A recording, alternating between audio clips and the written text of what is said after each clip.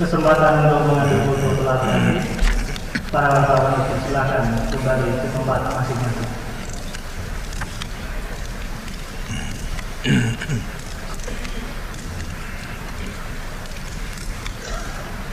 Bismillahirrahmanirrahim. Saudara Ketua, para Wakil Ketua, dan para anggota Dewan Perwakilan Rakyat yang saya hormati, para undangan dan hadirin yang berbahagia, saudara-saudara sebangsa dan setanah air, Assalamualaikum warahmatullahi wabarakatuh. Hari ini saya merasa berbahagia dapat memenuhi permintaan saudara Ketua yang terhormat untuk menyampaikan rancangan anggaran pendapatan dan belanja negara 1993-94. Tugas ini saya nilai sebagai salah satu tugas konstitusional Presiden yang penting. Sebelum itu saya ingin menggunakan kesempatan ini untuk menyampaikan selamat tahun baru 1993 kepada para anggota Dewan yang terhormat. Semoga tahun yang baru ini memberikan kesehatan dan kesejahteraan bagi kita semua, sehingga kita dapat memberikan pengabdian yang sebesar-besarnya kepada bangsa dan negara yang sedang membangun. Masih dalam suasana perayaan Natal, saya ingin juga menyampaikan ucapan selamat Natal kepada para anggota Dewan dan hadirin semua yang merayakannya. Saudara Ketua yang terhormat, rancangan APBN 1993-94 yang saya ajukan kepada Dewan yang terhormat hari ini sangat penting dan sangat strategis sifatnya dalam keseluruhan perkembangan dan pembangunan bangsa kita. Di dalamnya terkandung apa yang akan kita kerjakan sebagai bangsa dalam tahun terakhir Republik kelima. Kita sungguh-sungguh sedang memasuki tahun yang merupakan tonggak sejarah. Kita memasuki tahun yang menentukan. Kita akan merampungkan pembangunan jangka panjang tahap pertama. Karena itu, dalam tahun terakhir Republik kelima itu, kita harus mengambil langkah-langkah strategis untuk memantapkan kerangka landasan pembangunan. Dengan begitu, kita benar-benar siap memasuki era tinggal landas. Langkah-langkah strategis itu mungkin saja merupakan langkah yang berat. Dengan meratakan jalan hari ini, perjalanan pembangunan kita di hari esok akan lebih lancar. Pembangunan kita tetap berpusat pada pembangunan ekonomi. Namun pembangunan suatu bangsa berarti pembangunan semua segi kehidupan yang lain. Tertinggalnya pembangunan suatu bidang akan membuat jalannya pembangunan itu pincang, dan itulah sebabnya dalam membicarakan rancangan APBN tahun terakhir Republik kelima ini, saya ajak kita semua meneliti keadaan bangsa kita sekarang. Semuanya itu kita lakukan dengan pikiran yang jernih, dengan hati yang tenang, dan dengan rasa tanggung jawab yang besar. Semua yang baik kita mantapkan, kita perluas dan kita perdalam. Yang masih terbengkalai kita benahi, yang bengkok kita luruskan, prakasa-prakasa baru kita lancarkan, dan inilah makna dari pembangunan yang berkesinambungan dengan keberanian untuk mengadakan koreksi dan penyegaran yang terus-menerus. Sasaran kita dalam pembangunan jangka panjang tahap pertama adalah meletakkan landasan yang kukuh kuat bagi pembangunan nasional tahap berikutnya yang harus tumbuh dan berkembang dengan penuh kemandirian. Landasan yang kuat itu mencakup landasan ideologi, politik, ekonomi, sosial budaya, dan pertahanan keamanan. Didukung oleh semangat kebangsaan yang tumbuh sejak awal abad ke-20 ini, ditempa oleh suka dukanya perjuangan membangun negara baru, maka landasan ideologi dan politik bagi pembangunan bangsa kita sekarang sudah cukup kuat. Dengan sabar, hati-hati, dan tekun, kita membangun rangkaian konsensus nasional dalam menjabarkan dan mengamalkan Pancasila dan Undang-Undang Dasar 45. Di bawah naungan Undang-Undang Dasar 45, kita telah 5 kali melaksanakan pemilihan umum. Dengan segala kekurangan yang masih ada, lembaga tertinggi negara dan lembaga-lembaga tinggi negara makin berfungsi dan saling berhubungan sesuai yang diinginkan oleh Undang-Undang Dasar 45. Keyakinan kita makin mantap bahwa setiap orang, setiap golongan, dan setiap umat mempunyai tempat yang absah dalam kehidupan bangsa dan negara kita yang berdasarkan Pancasila. Perbedaan pendapat di antara kita tidak lagi mengenai hal-hal yang mendasar dalam kehidupan negara, melainkan mengenai wujud pelaksanaannya. Hal itulah yang berkembang dalam masyarakat. Hal itu pula yang berkembang di lembaga-lembaga perwakilan. Apapun isi dan lingkupnya, perbedaan pendapat itu tidak lagi menggoyahkan sendi-sendi kebersamaan kita. Semuanya itu kita syukuri sedalam-dalamnya. Lebih-lebih jika kita saksikan dengan pedih masih banyaknya bangsa-bangsa lain yang dilanda oleh pertikaian dan permusuhan dalam tubuhnya sendiri. Yang didapatkan tidak lain ada perpecahan, kemunduran, dan penderitaan yang tidak berkesudahan. Sejalan dengan meningkatnya taraf pendidikan, bertambah luasnya wawasan, dan bertambah banyaknya informasi yang kita peroleh berkat kemajuan pembangunan, maka kita mencurahkan perhatian yang makin besar terhadap peningkatan mutu demokrasi, hak-hak asasi manusia, dan tegaknya hukum. Dalam pidato saya kepada bangsa Indonesia pada penutupan tahun 92 minggu yang lalu, saya telah menyampaikan sebagai bangsa yang dijajah selama lebih dari 350 tahun oleh kolonialisme, kita berhak menyatakan kepada dunia bahwa kita sangat tahu makna demokrasi dan hak-hak asasi manusia. Semangat demokrasi dan hak-hak asasi manusia itu bahkan meresapi setiap kalimat dari Undang-Undang Dasar kita yang lahir dalam perjuangan kita mencapai kemerdekaan nasional. Faham kita mengenai demokrasi dan hak-hak asasi manusia itu berpangkal pada kesadaran kita mengenai hakikat manusia sebagai makhluk individu dan sebagai makhluk sosial. Faham kita bersumber pada sila kemanusiaan yang adil dan beradab yang diresapi oleh keempat sila lainnya dari Pancasila itu. Landasan di bidang pertahanan keamanan terasa cukup kukuh. Doktrin pertahanan keamanan kita mengandalkan diri pada ketahanan nasional dalam menghadapi berbagai bentuk ancaman, baik yang datang dari luar maupun dari dalam. Kekuatan pertahanan keamanan yang kita bentuk tidak tertuju keluar batas-batas wilayah kita sendiri. Kekuatan itu dibangun untuk membela integritas wilayah dan kedaulatan negara. Doktrin pertahanan keamanan kita terbukti berhasil mengatasi gangguan keamanan yang terjadi di wilayah kita sendiri. Pembangunan dalam bidang sosial budaya mencapai banyak kemajuan.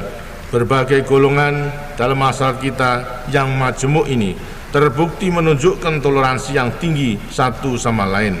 Malah telah banyak bekerja sama dan saling tolong-menolong baik dalam suka maupun dalam duka. Namun sukar dihindari tampilnya sekali-kali unsur ekstrim dalam setiap golongan yang secara sengaja ataupun tidak sengaja mengganggu hal-hal yang amat peka dalam hubungan antar golongan ini. Hal ini memerlukan kewaspadaan dan sikap arif dari kita semuanya, terutama para pemuka masyarakat dan pemuka agama, semua golongan dan lapisan. Sementara itu, dewasa ini kita hidup dalam dunia yang sedang berubah. Kehidupan ekonomi dunia sedang mencari bentuk dan keseimbangan baru. Pengelompokan regional sedang bermunculan. Kita memang terus berjuang untuk menghidupkan kembali dialog Utara Selatan demi terwujudnya keadilan ekonomi dunia. Kita tidak hanya menunggu-nunggu saja. Keadilan ekonomi dunia itu kita berjuang dengan nyata bersama-sama negara-negara gerakan non-blok lainnya sebagai pelaksanaan dari pesan Jakarta yang merupakan hasil KTT 10 gerakan non-blok beberapa bulan yang lalu. Sebagai ketua gerakan, kita terus berusaha sekuat tenaga melaksanakan semua keputusan yang telah diambilnya itu. Adapun arah perkembangan ekonomi dunia, kita juga harus tetap memberikan perhatian sepenuhnya pada upaya-upaya yang tidak henti-hentinya untuk memperkuat ketahanan ekonomi kita. Daya saing kita harus meningkat agar kita mempunyai tempat yang bermakna dalam percaturan ekonomi dunia itu. Sidang Dewan yang terhormat, di bidang ekonomi kita memasuki tahun 93 dalam suasana yang lebih mantap dibanding setahun yang lalu. Waktu saya menyampaikan rancangan APBN 1992-93 kepada Dewan yang terhormat, kita sedang di tengah-tengah upaya untuk menurunkan suhu perekonomian kita. Setahun yang lalu kita sedang menghadapi tekanan inflasi yang cukup kuat, defisit transaksi berjalan yang besar, arus pinjaman komersial luar negeri yang hampir melampaui batas yang aman. Bahkan kita juga dibayangi oleh kemungkinan timbulnya kekeringan. Kita bersyukur bahwa tahun 92 telah dapat kita lalui dengan selamat. Sekarang berdasarkan petunjuk-petunjuk yang ada, kita dapat merancang APBN 93-94 dalam keadaan perekonomian kita yang lebih baik. Karena itu kita merasa lebih optimis dalam perjalanan yang akan dilalui ekonomi kita dalam tahun 1993-94 ini. Kendati pun demikian, tahun 92 bukanlah tahun tanpa masalah, bukan tahun yang bebas dari peristiwa-peristiwa yang kurang menyenangkan. Kekeringan memang tidak terjadi, tapi datang musibah bencana alam lain, yaitu banjir dan gempa bumi di beberapa wilayah di tanah air kita. Bencana-bencana itu sangat mempengaruhi kehidupan masyarakat dan kehidupan ekonomi setempat. Gempa bumi yang baru-baru ini menimpa Flores telah menimbulkan kerugian yang sangat besar. Saudara-saudara kita di Flores dan pulau sekitarnya mengalami penderitaan yang sangat berat. Musibah itu telah menggugah rasa keprihatinan kita semua yang mendalam dan secara tidak langsung menguji rasa kesetiakawanan kita sebagai bangsa. Sungguh mengharukan tanggapan dan uluran tangan yang spontan dari seluruh penjuru tanah air, dari seluruh kalangan, golongan dan umat semua agama. Ini semua adalah wujud nyata rasa kesetiakawanan dan rasa kemanusiaan bangsa Indonesia. Semoga Tuhan Yang Maha Esa memberikan tempat yang layak kepada arwah saudara-saudara kita yang tewas. Semoga kepada seluruh keluarga yang ditinggalkan diberinya ketabahan lahir dan batin. Dari mimbar ini saya atas nama rakyat dan pemerintah Indonesia ingin sekali lagi menyampaikan rasa terima kasih yang dalam atas ucapan bela sungkawa, keprihatinan dan pemberian bantuan dari banyak sekali kepala negara, kepala pemerintahan dan badan-badan internasional. Sementara itu, meskipun kegiatan ekonomi secara nasional masih tetap meningkat, beberapa cabang perekonomian masih belum sepenuhnya pulih dari kelesuan. Beberapa cabang lainnya mengalami masalah perburuan. Lainnya lagi masih harus menuntaskan proses konsolidasinya. Tetapi apabila kita melihat berbagai peristiwa dan masalah tadi dalam perspektif nasional dan dalam wawasan yang lebih luas, maka semua itu menunjukkan bahwa bahtera ekonomi kita itu sendiri tetap tegar menuju ke depan. Secara keseluruhan, ekonomi nasional kita memang telah mengalami berbagai kemajuan dibanding setahun yang lalu. Marilah sama-sama kita menelitinya. Melalui berbagai kebijaksanaan yang kita ambil dalam tahun yang baru lalu, tekanan inflasi secara bertahap dapat dikurangi. Selama tahun 92, laju inflasi dapat kita kendalikan pada tingkat yang rendah, yaitu 4,94%. Selama hampir 25 tahun membangun, kita hanya mengalami 2 tahun dengan laju inflasi yang lebih rendah dari itu, yaitu dalam tahun 71 dan tahun 85. Keberhasilan ini patut kita catat dan harus kita pertahankan. Kestabilan harga memang harus kita upayakan dengan sungguh-sungguh karena inflasi mempunyai dampak luas terhadap berbagai segi kehidupan masyarakat. Harga-harga kebutuhan rakyat yang mantap adalah landasan bagi terciptanya rasa tentram dan ketenangan hidup rakyat. Sebaliknya, harga-harga yang terus membubung merupakan sumber kesengsaraan masyarakat dan keresahan sosial. Harga-harga yang stabil juga merupakan syarat untuk memeratakan hasil-hasil pembangunan yang benar-benar dirasakan oleh masyarakat luas. Demikian pula hanya dengan suasana harga-harga yang stabil, maka para petani kita, para usahawan kita dapat mengelola usaha mereka secara lebih produktif, mengatur produksi mereka secara lebih pasti, dan menyusun rencana investasi mereka secara lebih rasional dan lebih berwawasan jangka panjang. Semua itu berpangkal pada adanya kestabilan harga. Sesungguhnya harga-harga yang stabil berdampak bagi pemerataan dan pertumbuhan ekonomi. Situasi tersebut semakin mantap. Selama tahun 92, harga minyak ekspor kita baik, sehingga penerimaan ekspor gas cukup mantap. Yang sangat mengembirakan adalah perkembangan ekspor migas. Selama 10 bulan pertama tahun 90, ekspor migas meningkat dengan hampir 20%. Pada bulan khusus untuk pertama kalinya ekspor non migas bulanan melampaui nilai 2 miliar dolar Amerika. Pada bulan Oktober nilai ekspor non migas mencapai lebih dari 2,3 miliar dolar Amerika. Perkembangan ekspor non migas yang cukup besar hari ini terjadi justru dalam suasana ekonomi dunia yang secara umum masih saja lesu. Hal ini makin mempertebal keyakinan kita bahwa upaya-upaya dan langkah-langkah deregulasi yang kita ambil sampai saat ini memang membawa hasil. Juga tampak bahwa ekspor non migas kita telah menemukan momentumnya. Tugas kita selanjutnya adalah memelihara dan memperkuat momentum yang sudah tercipta itu. Kita perlu terus menyempurnakan pelaksanaan kebijaksanaan deregulasi secara konsekuen, melanjutkannya untuk bidang-bidang industri, pertanian, dan lain-lain yang sampai sekarang belum sepenuhnya kita tangani, meningkatkan prasarana pendukungnya, dan terus berusaha mendorong investasi di bidang ekspor non-migas. Seperti halnya dengan tahun-tahun sebelumnya, ekspor hasil-hasil industri tetap merupakan penggerak utama dari perkembangan ekspor non-migas kita yang dinamis itu.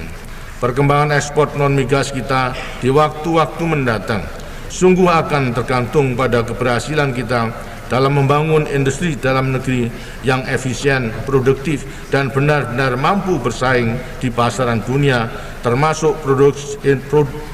industri-industri yang mengolah hasil pertanian dan sumber alam lainnya. Upaya kita untuk meningkatkan ekspor non-migas memang terkait erat dengan upaya kita untuk melaksanakan industrialisasi yang mampu bersaing di dalam dan di luar negeri. Keduanya harus dilaksanakan dalam satu strategi yang terpadu. Sebagai beberapa segi penting lain dari neraca pembayaran juga menunjukkan perbaikan selama tahun 92. Pada tahun 1990-91, sewaktu ekonomi kita memanas, impor kita di luar minyak bumi dan gas melonjak cepat, meningkat dengan lebih dari 30%. Dengan adanya kebijaksanaan pengendalian moneter yang didukung dengan kebijaksanaan untuk mengelola pinjaman-pinjaman komersial luar negeri, maka pertumbuhan impor non-migas dapat kita kendalikan menjadi sekitar 11% pada dalam tahun 1991-92. Dalam tahun 1992-93, impor non-migas diperkirakan tumbuh dengan laju sekitar 13%. Dengan kembalinya pertumbuhan impor pada tingkat yang lebih normal dan dengan ekspor non-migas yang diharapkan dapat terus meningkat, maka perimbangan antara ekspor dan impor menjadi lebih baik. dan defisit transaksi berjalan secara bertahap mengecil pula. Dalam tahun 1991-92 yang lalu, defisit transaksi berjalan masih besar, yaitu mencapai 4,4 miliar dolar Amerika. Perkiraan sementara menunjukkan bahwa untuk tahun 92-93 ini defisit tersebut dapat turun menjadi 3,8 miliar dolar Amerika. Untuk tahun 1993-94 nanti, apabila kita mampu mempertahankan momentum ekspor kita dan apabila pertumbuhan impor tetap dalam batas-batas yang normal, maka defisit transaksi berjalan dalam neraca pembayaran kita perkirakan akan dapat turun lagi menjadi sekitar 3,2 miliar dolar Amerika. Kecenderungan ini menunjukkan bahwa kita dewasa ini sedang dalam proses menuju ke arah tingkat defisit transaksi berjalan yang lebih wajar, yaitu yang mampu kita pikul dalam jangka panjang. Upaya kita untuk mengkoordinasikan pinjaman komersial luar negeri melalui tim PKLN juga nampak membawa hasil. Seperti kita sadari, pinjaman komersial luar negeri mengandung persyaratan bunga dan masa pengembalian yang berat. Karena itu, apabila dimanfaatkan melalui batas-batas yang aman, jelas dapat memberatkan neraca pembayaran di waktu mendatang.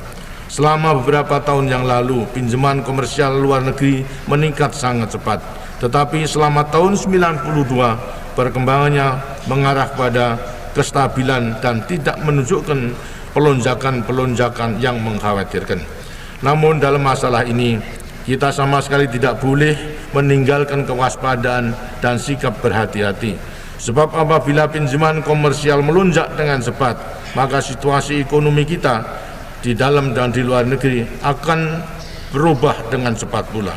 Karena itu adalah mutlak bahwa perkembangan pinjaman komersial luar negeri harus tetap kita waspadai dengan cermat dan pelaksananya harus benar-benar sesuai dengan urutan prioritas nasional.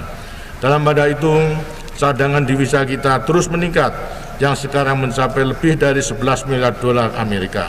Ini merupakan perkembangan positif dalam neraca pembayaran kita. Semua hasil-hasil positif tadi tidak kita capai dengan cuma-cuma tanpa pengorbanan. Sejak awal kita menyadari bahwa kita harus melewati masa penyesuaian ekonomi yang tidak ringan. Menurunkan suhu perekonomian berarti mengurangi kecepatan perputaran mesin ekonomi setidak-tidaknya untuk sementara waktu. Dalam tahun 92, beberapa cabang kegiatan ekonomi mengalami perlambatan dan bahkan kelesuan.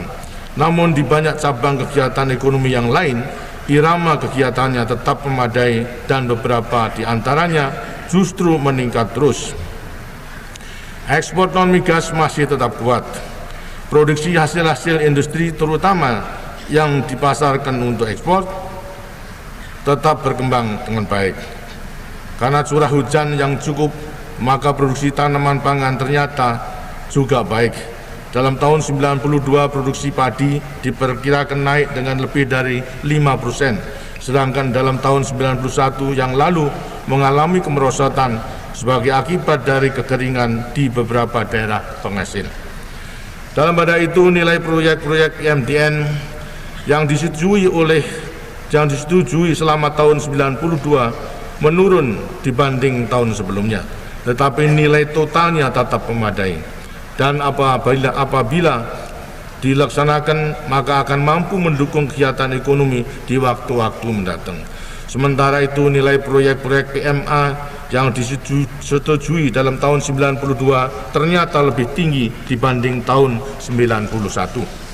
Selanjutnya impor bahan baku dan barang-barang modal yang mendukung kegiatan produksi dan investasi dalam negeri secara total juga meningkat, meskipun laju peningkatannya tidak setinggi tahun 90 sewaktu ekonomi kita memanas. Dengan demikian tahun 92 jelas bukan tahun kemandekan ekonomi.